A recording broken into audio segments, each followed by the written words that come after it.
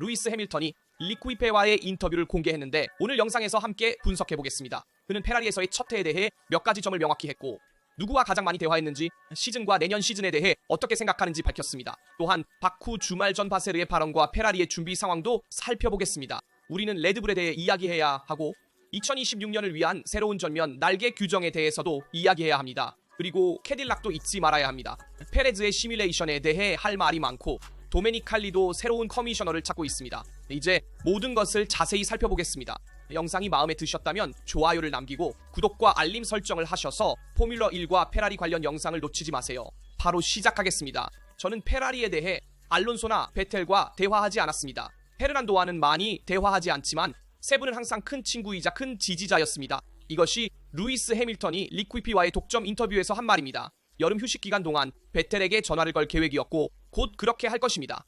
아직 하지 않은 이유는 선입견을 갖고 싶지 않기 때문입니다. 6개월에서 8개월의 경험 후에 더 정확한 그림을 갖게 될 것이고 그때 그와 이야기할 것입니다. 이는 해밀턴이 현재 겪고 있는 순간을 잘 보여주는 말입니다. 사실 페라리는 2021년부터 2024년까지 팀에 월드 챔피언이 없었습니다. 샤를 르클레르와 카를로스 사인츠가 있었고 후자는 세바스찬 베텔 대신 비노토에 의해 선택되었습니다. 그 전에는 2015년에 알론소의 유산을 이어받은 베텐이 있었지만 둘 중 누구도 페라리를 타이틀로 되돌리지 못했습니다. 반면 해밀턴은 2025년에 엄청난 경력을 가지고 도착했습니다. 7개의 월드 타이틀, 미하엘 슈마어와 공유하는 기록이지만 페라리에서의 그의 모험은 지금까지 예상보다 훨씬 더 복잡했습니다. 그리고 여기서 중요한 점이 나옵니다.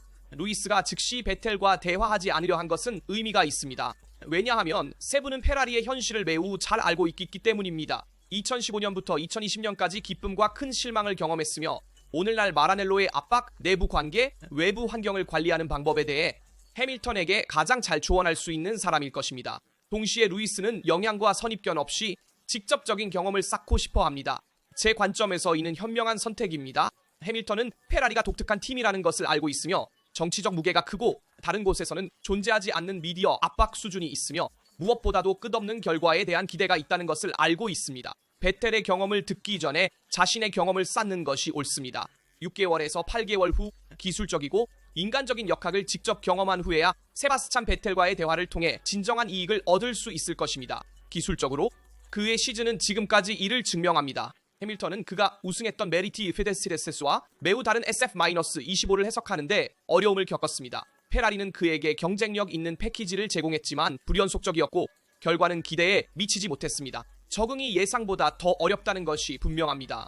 요약하자면 해밀턴은 그 전에 많은 챔피언들이 경험했던 것을 자신의 어깨에 짊어지고 있습니다. 페라리와 함께 달리는 것은 영광이지만 또한 엄청난 부담입니다. 재능만으로는 충분하지 않으며 맥락을 견딜 수 있는 능력이 필요합니다. 그리고 곧 베텔과 대화할 것이라는 사실은 해밀턴이 단순히 운전하는 것에 그치지 않고 빨간 유니폼을 입고 월드 챔피언이 된다는 것이 무엇을 의미하는지 깊이 이해하고 싶어 한다는 것을 보여줍니다. 그리고 이번 주말에도 루이스 해밀턴에게 많은 기대를 하고 있습니다. 그는 이탈리아 몬자에서의 지난 그랑프리보다 더 나은 성과를 내야 하며 여기 바쿠에서는 더 앞서 출발하는 아마도 톱 5에 드는 해밀턴을 보고 싶습니다. 베텔이나 알론소와 신중하게 대화하지 않은 것은 예상했던 일입니다. 해밀턴은 어떤 결정을 내리기 전에 많은 시간을 기다리며 모든 결정적인 요소를 평가하고 싶어 합니다. 알론소와는 챔피언으로서 매우 존경하지만 우정 관계는 없습니다. 반면 베텔과는 그렇고 해밀턴과 베텔의 관계는 수년간 많이 개선되었습니다. 바로 2017년 바쿠에서 두 사람 사이에 유명한 충돌이 있었고 이는 세바스찬 베텐에 의해 발생했습니다. 그 이후로도 그들은 관계를 회복하고 친구가 될 수 있었습니다. 그리고 페라리의 바쿠 목표는 샤를 르클레르와 함께 5번째 연속 폴 포지션을 얻는 것입니다. 이를 위해 페라리는 벨기에 스파에서 본 패키지를 아제르바이잔의 특별한 요구에 맞춰 조정한 하이브리드 솔루션을 후방 날개에 장착했습니다. 무엇인지 살펴보겠습니다. 페라리의 성능 엔지니어 올리버 헬비그가 이를 명확히 설명했습니다. 여기서는 저항을 최소화하여 더 높은 최고 속도를 얻어야 하지만 강하게 제동하고 느린 코너에서 그립을 얻기 위해 하중도 필요합니다. 그래서 페라리의 하이브리드 후방 날개가 등장합니다. 주요 프로필은 스파와 유사하지만 몬자보다 더 많은 하중이 있지만 여전히 가벼워졌습니다. 이동식 날개 외부 지지대는 그 영역에서 하중을 최대화하기 위해 각이 져 있으며 플랩은 중앙의 작은 B와 끝 부분으로 갈수록 줄어든 단면으로 다듬어지고 짧아졌습니다. 직선에서 저항을 낮추면서도 안정성을 크게 희생하지 않는 선택입니다. 바쿨에 맞춤 제작된 거의 수공예적인 솔루션입니다. 왜냐하면 공기역학적 타협 외에도 또 다른 주제가 있기 때문입니다. 타이어입니다. 피렐리는 결승선 후 제동 전까지 전면 타이어가 최대 40도까지 온도를 잃을 것을 우려하고 있습니다. 페라리가 자신의 카드를 펼쳐야 할 때가 바로 여기입니다. 최대 속도를 우선시할 것인지 아니면 코너에서 더 많은 그립을 가질 것인지. 한 가지 확실한 것은 SF-25가 앞에서 싸우기 위해 적어도 포디움에 오르기 위해 모든 세부 사항을 활용해야 한다는 것입니다. 경쟁자들은 많지만 붉은 팀은 항상 바쿠에서 강력한 모습을 보여주었습니다. 우리는 월프 지메르맨과 라스 슈미트에 대한 추가 뉴스도 논의해야 합니다. 이 두 엔지니어는 페라리를 떠나 아우디로 향하고 있습니다. 하지만 왜 이 소식이 페라리에게 그렇게 중요한지 자세히 살펴보겠습니다. 사실 월프 지메르맨과 라스 스미트 모두 둘 다 페라리의 2026 프로젝트 작업을 떠나기 전에 이미 완료했습니다. 즉 페라리 엔진은 이미 상당히 진전된 상태이며 누군가가 믿게 하려는 것처럼 뒤처지지 않았습니다. 기술 시장에는 많은 소문이 돌고 있습니다. 모든 팀이 새로운 파워, 유닛에 대한 경험이 풍부한 엔지니어를 확보하기 위해 필사적으로 노력하는 시점에서 페라리를 비난하는 것은 전략이 됩니다. 지연 소문을 퍼뜨려 인재들을 겁주고 다른 팀에 계약하도록 설득합니다. 이는 포뮬러 1에서 1000번이나 본 정치 게임입니다. 특정 루머가 파일럿과 엔지니어의 선택에 어떻게 영향을 미쳤는지 생각해보면 됩니다. 그리고 여기서 흥미로운 부분이 시작됩니다. 마라넬로에서는 엔리코 구알티에리가 이끄는 팀의 작업에 대한 큰 신뢰가 있습니다. 2026 엔진은 이미 고급 단계에 있으며 벤치 데이터는 안정감을 줍니다. 진정한 과제는 새로운 파워 유닛을 세시와 2026년부터 모든 것을 바꿀 공기역학 규칙과 통합하는 것입니다. 차량은 더 가벼워지고 더 컴팩트해지며 전력의 50%가 전기 부분에 의존하게 됩니다. 해독의 정치적 상황은 결코 죽지 않습니다. 오늘날 페라리가 어려움을 겪고 있다는 이야기를 만들고 메르세데스는 절대적인 우승 후보로 그려집니다. 하지만 현실은 덜 뻔할 수도 있습니다. 페라리의 엔진 개발은 견고하며 이별은 실제 기술적 공백을 남기지 않았습니다. 물론 디에고 톤디와 같은 인물을 유지하기 위한 싸움은 계속됩니다. 그는 불안정한 상태에 있으며 많은 팀이 그를 유혹하고 있습니다. 내 관점에서 보면 상황은 명확합니다. 우리는 인식의 전쟁 앞에 있습니다. 포뮬러 1에서 기술적 결과는 중요하지만 트랙 밖에서 구축되는 신뢰성도 마찬가지로 중요합니다. 패독에 당신이 뒤처졌다고 믿게 하면 핵심 인물을 잃을 위험이 있습니다. 반면에 자신감을 보여주면 인재를 끌어들입니다. 그리고 이것이 2026년 도전의 대부분이 펼쳐질 영역입니다. 페라리는 함정에 빠지지 말고 팀을 보호하며 조용히 작업을 계속하고 2026년 테스트의 숫자를 가지고 도착해야 합니다. 그 시점에서 정치적 소문은 더 이상 중요하지 않습니다. 그리고 2026년을 이야기하면서 새로운 차량에 대한 첫 번째 시뮬레이션도 등장했습니다. 데이터가 우리에게 무엇을 말하는지 봅시다. 새로운 타이어에 대한 피렐리 테스트 후 마리오 아이솔라는 가장 앞선 팀과 가장 뒤처진 팀 간의 차이가 성능에서 최대 20%까지 차이가 날 수 있다고 확인했습니다. 포뮬러 1에서는 종종 몇십 분의 1초가 챔피언십의 향방을 좌우한다는 점을 생각하면 정말 엄청난 차이입니다. 페라리는 헝가리 GP 직후 알파인과 함께 이동식 앞날개를 테스트하며 이 테스트의 주에 깊게 참여했습니다. 이는 2026년에 직선에서 저항을 줄이고 코너에서의 하중을 너무 많이 손상시키지 않고 속도를 극대화하기 위해 중심이 될 공기역학적 솔루션이기 때문에 중요한 세부 사항입니다.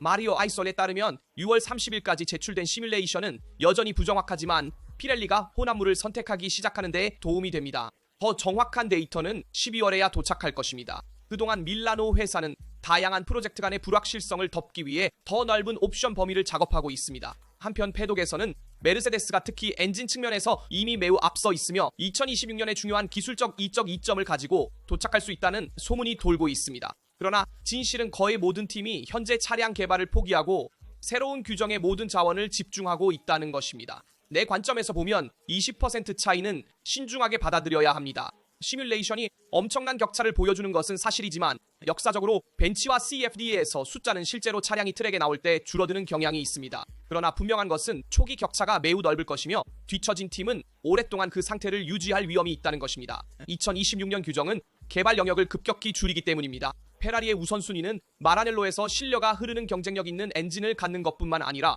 세시 공기역학의 올바른 타협점을 빠르게 찾는 것입니다. 바소는 개선이 모든 영역에서 이루어졌지만 빠르게 대응해야 한다고 말했습니다. 즉 2026년은 전환의 해가 아닐 것입니다. 즉시 강력하게 시작하지 않으면 전체 사이클을 태울 위험이 있습니다. 요약하자면 피렐리 데이터는 불확실하고 변수가 많은 미래를 이야기합니다. 그러나 한 가지 확실한 것은 2026년 첫 번째 차량을 맞추는 팀이 엄청난 이점을 얻을 수 있으며 이는 수년간 지속될 수 있다는 것입니다. 그리고 이번에는 페라리가 약속을 놓칠 수 없습니다. 그리고 2026년 차량의 실제 문제인 이동식 앞날개에 대해 이야기해봅시다. 1. 앞바퀴 타이어의 직선 주행 시 냉각에 대해 이야기해봅시다.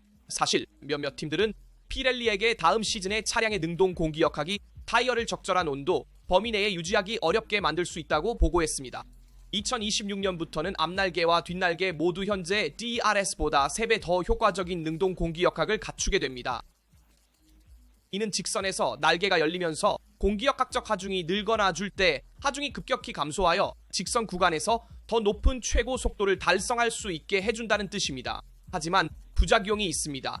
하중이 적다는 것은 타이어가 아스팔트에 가하는 압력이 적다는 것을 의미하며 따라서 변형이 적고 생성되는 열도 적습니다. 여기에 매우 높은 속도가 공기의 영향으로 더욱 강조하여 결과적으로 앞바퀴 타이어가 가장 긴 직선에서 30도 이상 온도를 잃을 위험이 있습니다. 이미 오늘날 바쿠에서도 이런 일이 발생하고 있으며 온도 범위를 벗어나 코너 진입 시 접지력이 저하되어 차량이 언더스티어로 이어질 위험이 있습니다. 문제는 뒷바퀴 타이어에는 해당되지 않으며 오히려 과열로 고통받는 경우가 많습니다. 진정한 문제는 앞바퀴에 있으며 모든 서킷에서 발생하지는 않습니다. 부다페스트와 같은 느린 트랙은 어려움이 없겠지만 긴 직선이 있는 고속 트랙에서는 문제가 심각해집니다. 2026년부터는 휠이 표준화되지 않으며 각 팀이 설계할 수 있게 되어 새로운 개발의 전선이 열립니다. 브레이크와 힐 사이의 열 연결은 앞바퀴 타이어에 열을 전달하여 온도를 유지하는 무기가 될 수 있습니다.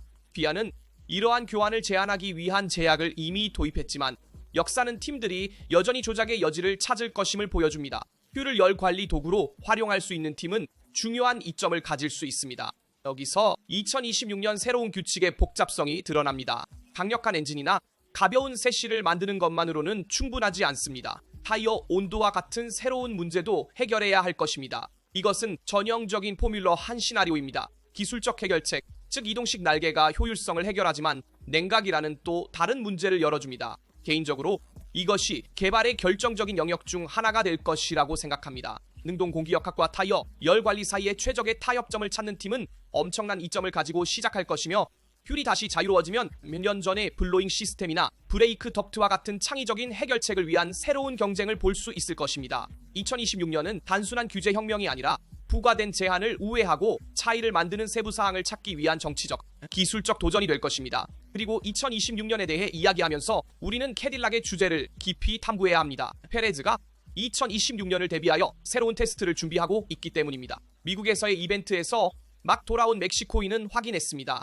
먼저 샬럿에 가고 그 다음에는 영국에 갈 것입니다.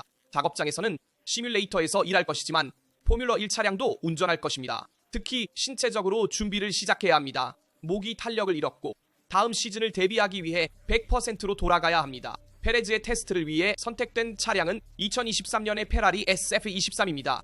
소문에 따르면 캐딜락은 마라넬로와 협약을 맺어 지난 시즌에 차량을 테스트용으로 사용하기로 했습니다. 이는 2026년부터 미국 팀이 페라리의 파워 유닛을 사용할 것이며 새로운 678의 변속기와 서스펜션도 사용할 것이기 때문에 논리적인 선택입니다. 이 움직임은 페레즈를 위한 시험대일 뿐만 아니라 팀 전체가 물류, 리든, 실제 주말의 복잡성에 익숙해지기 위한 것입니다. 자체 직원과 함께 몬자에서 경주 주말을 시뮬레이션한 후 캐딜락은 2026년 차량을 준비할 뿐만 아니라 기술자를 모집하고 직원들을 예정된 24개의 그랑프리에 익숙해지도록 하기 위해 막대한 자원을 투자하고 있습니다. 이 테스트는 강력한 신호입니다.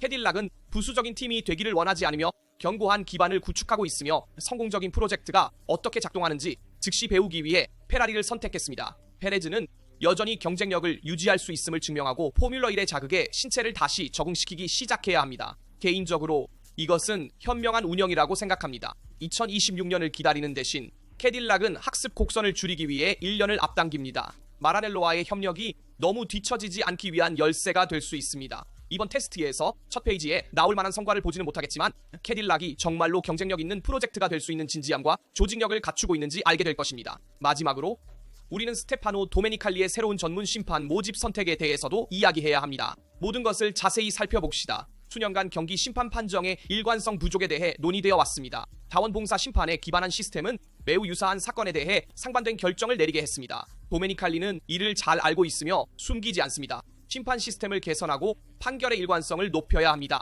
포뮬러 1은 챔피언십의 전문성과 신뢰성을 보장하기 위해 투자할 준비가 되어 있습니다. 이를 위해 그는 피어와 포뮬러 1 사이의 균형을 찾아야 한다고 말했습니다. 도메니칼리는 직설적이었습니다. 오늘날 포뮬러 1은 복잡하고 기술적이며 스포츠적이지만 또한 재정적입니다. 일 전문가로 구성된 시스템이 필요하며 우리는 우리의 역할을 할 준비가 되어 있습니다. 그는 또한 덧붙였습니다. 균형을 찾아야 합니다. 피아와 포뮬러 1은 손을 맞잡고 일해야 하지만 팀들은 계속해서 발언권을 가져야 합니다.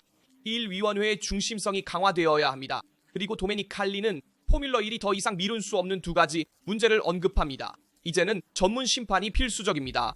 최근 몇 년간 포뮬러 1을 당황하게 만든 사건들이 너무 많았고 일관성 없는 제재가 경주 자체보다 더 많은 논란을 불러일으켰습니다. 안정성, 전문성 그리고 판단의 연속성이 필요합니다. 정부 측면에서는 F1위원회가 형식적이지만 영향력이 적은 기관이 될 위험이 있습니다. 정말로 팀들에게 더 많은 권한을 주고 싶다면 결정이 여유가 없는 사람들에 의해 막히지 않도록 해야 합니다. 그렇지 않으면 시스템은 느리고 비효율적으로 남게 됩니다. 요약하자면 도메니칼리의 말이 맞습니다. 포뮬러 1은 미디어와 상업적 측면에서 성장하고 있지만 신뢰성과 거버넌스의 문제를 해결하지 않으면 스스로에게 해를 끼칠 위험이 있습니다. 경주 운영의 전문가와 간결하고 권위 있는 위원회는 두 가지 거대한 진보가 될 것입니다. 댓글로 영상에서 다룬 모든 주제에 대한 여러분의 의견을 알려주세요. 여러분은 포뮬러 1을 어떻게 개선하고 싶으신가요? 여러분의 모든 댓글을 읽고 답변하는 것이 궁금합니다. 항상 말씀드리지만 좋아요를 남기고 구독하시고 알림을 활성화하여 포뮬러 1과 페라리 관련 소식을 놓치지 마세요. 여기 라스타에서 전해드렸습니다. 다음 영상에서 만나요.